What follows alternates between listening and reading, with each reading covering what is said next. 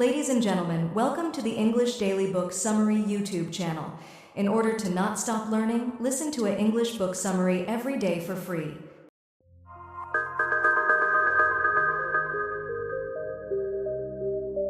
Tim Duggan, Work Backwards, the revolutionary method to work smarter and live better. Are you feeling the grind of longer hours, increased expectations, and growing stress at work?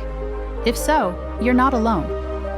Across the globe, the pressure of the workday has escalated to alarming levels, with many employees reporting feelings of burnout and detachment from their jobs. A global Gallup study highlighted a 42% increase in work-related stress from 2009 to 2022, with Asian countries experiencing particularly severe impacts on their workforce. In fact, the term karoshi, which means death by overwork, is officially recognized in Japan, underscoring the deadly consequences of our current work culture. In this blink, we'll be presenting a call to action that couldn't have come at a more critical time. The global pandemic served as the largest workforce experiment in a century, radically altering our perceptions of office and home boundaries. This shift revealed new possibilities and showed us the urgent need to reevaluate our approach to work. Rather than rehashing the usual critiques, we'll be looking at practical strategies to reverse the work-first mentality that dominates our lives and rearrange our priorities to regain control and satisfaction. The lessons here aren't just theories. They're lifelines for everyone seeking to break free from the relentless cycle of work stress. Balancing life's 4 key slices. Imagine your life as a pie, divided into 4 essential slices: work, relationships, mind, and body. Each of these slices plays a vital role in crafting a fulfilling life, but how we balance them can make all the difference. Let's start with work. It's a big slice because, for many of us, work consumes about 1/3 of our lives. While it brings in the paycheck and gives us a sense of achievement and belonging, it's just one part of the bigger picture. Next up, relationships. These are the heartwarming parts of our days, spent with family, friends, and community. These connections not only enrich our lives, but also anchor our emotional world. Investing time here isn't just important, it's essential to our happiness. Now, consider the mind. This is your inner sanctuary where you process thoughts and harbor beliefs. Keeping it engaged, through reading, learning, or meditating, maintains mental health and keeps your spirit in tune. And let's not forget the body. This slice is all about how you care for your physical self through diet, exercise, and rest. The state of your body can have a profound impact on every other area of your life. But here's the twist. While the term work-life balance suggests an even split, it's a bit of a misnomer. Life is undoubtedly the more significant part of the equation. The idea of life-work balance better captures the essence, putting life first, where it belongs. Happiness, fulfillment, relationships, mental and physical health. These are the pillars that should dominate our time and energy. Research backs this up too. Studies show that if we truly optimized our days for happiness, work would take up far less time than we currently allow it to. Imagine a world where instead of laboring for hours on end, we could spend more time shopping, socializing, relaxing, or simply enjoying a meal. The research invites us to rethink how we structure our days, suggesting a shift toward a full-circle life, where each of the slices of the pie are balanced equally. This isn't just a nice idea. It's what could lead you to the most well-being. Let's explore it further. Allocating your time for a fulfilling life. As we've seen, envisioning a full-circle life involves a harmonious balance across 4 core elements of our existence: work, relationships, mind, and body. In such a life, each element is given equal importance, ensuring a well-rounded and fulfilling existence. With 112 waking hours each week, assuming 8 hours of sleep per night, the goal is to distribute these hours thoughtfully across these essential areas. In a perfect world, dedicating 28 hours a week to each category creates a balance that can significantly enhance overall happiness and health. This ideal distribution acknowledges that while work is necessary, it should not overwhelm the other vital parts of our lives. Working a 32-hour week, factoring in breaks, provides about 28 hours of focused, productive work. This reduction from the more common 50-hour work week may seem ambitious, but it aligns with findings that suggest 30 to 35 hours of work weekly is optimal for well-being. This research, reviewed across global studies, indicates that such a balance not only improves happiness, but also leaves ample time for life's other essential activities. And what about relationships? Spending 28 hours on this slice of life means actively engaging for about 4 hours daily with people who matter, be it through date nights, phone calls, family games, or simple neighborhood walks. Such investment in relationships nourishes the social aspects of our lives, vital for our emotional health. For mental rejuvenation, we'd need to allocate 28 hours each week to engage our minds, through reading, watching favorite shows, or even daydreaming. This practice encourages creativity and relaxation, crucial for maintaining mental clarity and peace. Physical well-being also demands significant attention, with a recommended 28 hours weekly dedicated to caring for our bodies. This time might include cooking healthy meals, exercising, or practicing self-care routines that enhance physical health and endurance. A practical approach to achieving this balance involves combining activities that address multiple elements simultaneously.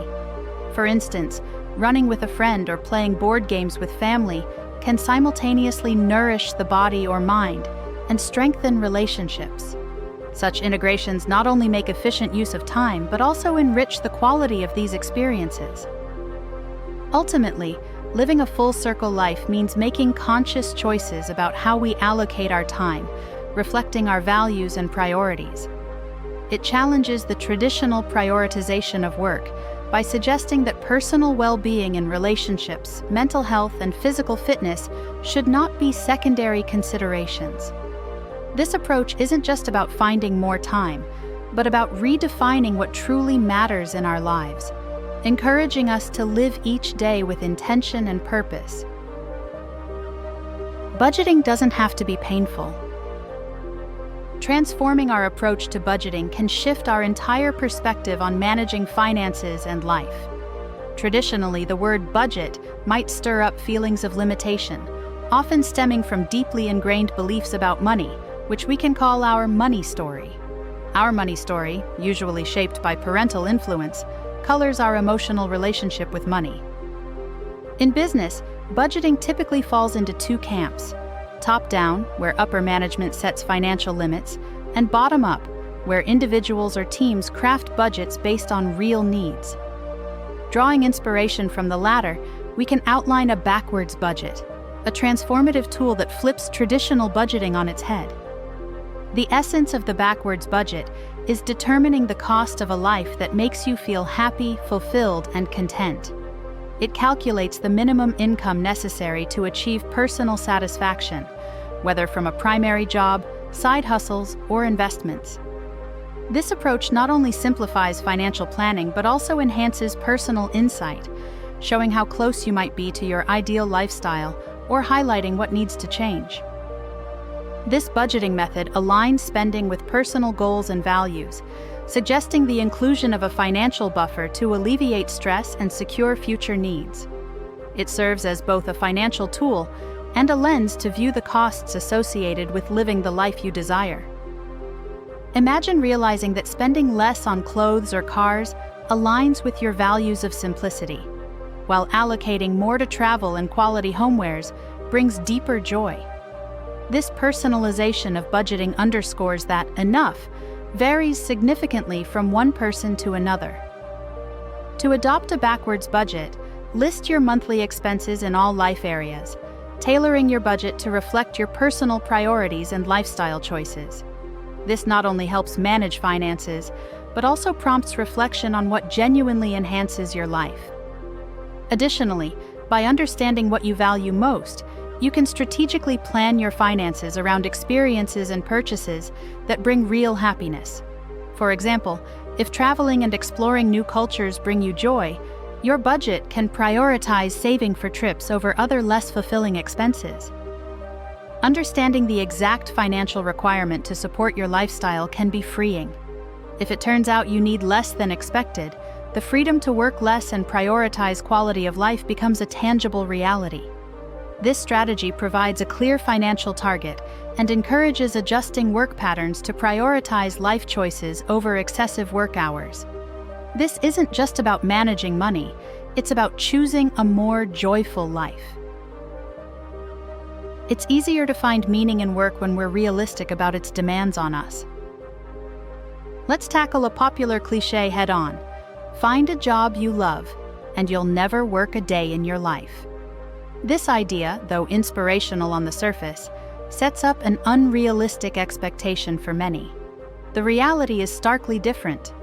Not everyone will find a job that feels less like work and more like a passion, and that's completely acceptable.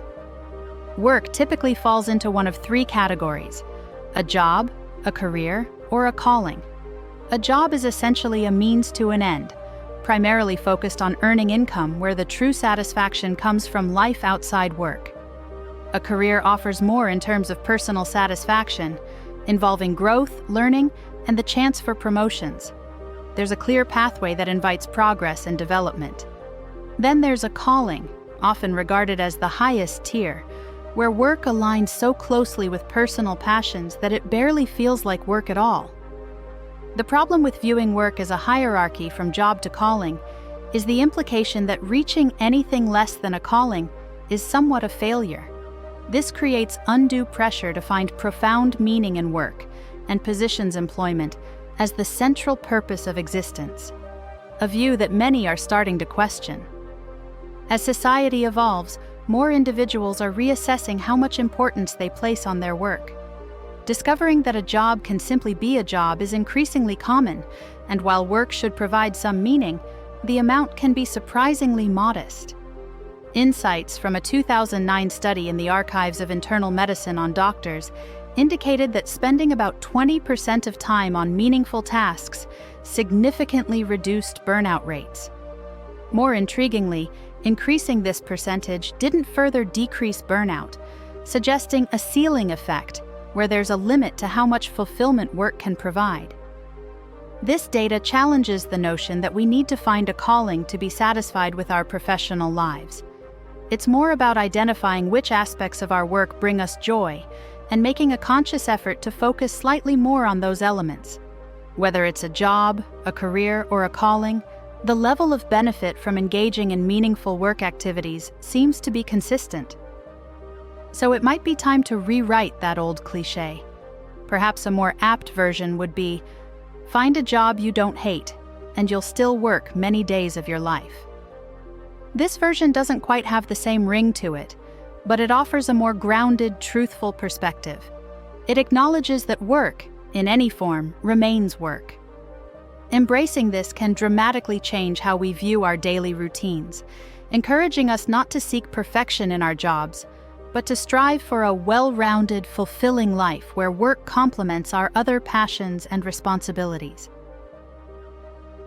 Building a schedule according to your work style. In the dance of work and life, it turns out we're not all moving to the same rhythm. Researchers have identified two main types of people when it comes to managing the boundaries between work and personal life: segmenters and integrators. Recognizing which group you belong to can really reshape how you think about your job and your downtime. Segmenters are the folks who draw a clear line in the sand between work and personal life. When they clock out, they truly clock out. Work doesn't follow them home.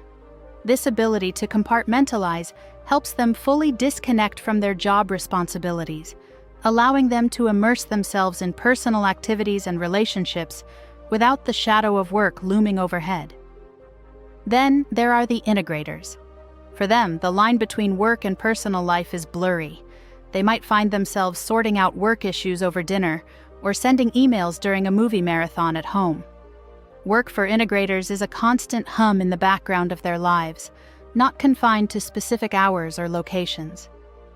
A fascinating study by Google involving 4,000 employees revealed that the majority, about 2/3, consider themselves integrators.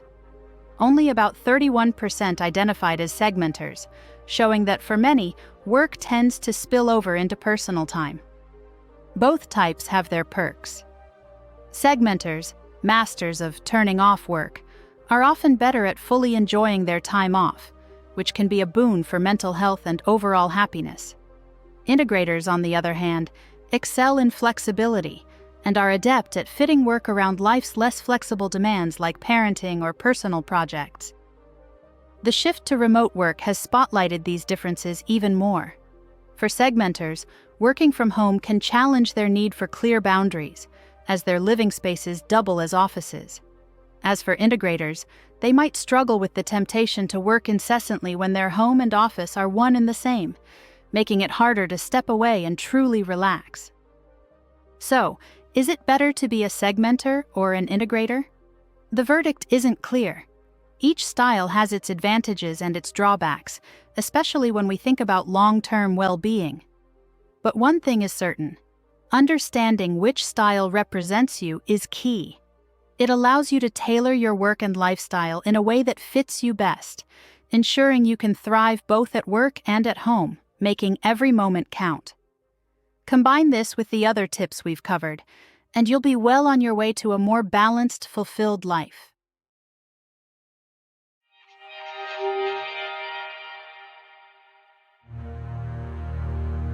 In this Blink to Work Backwards by Tim Duggan, you've learned that life is a blend of work, relationships, mind, and body, each needing balanced focus.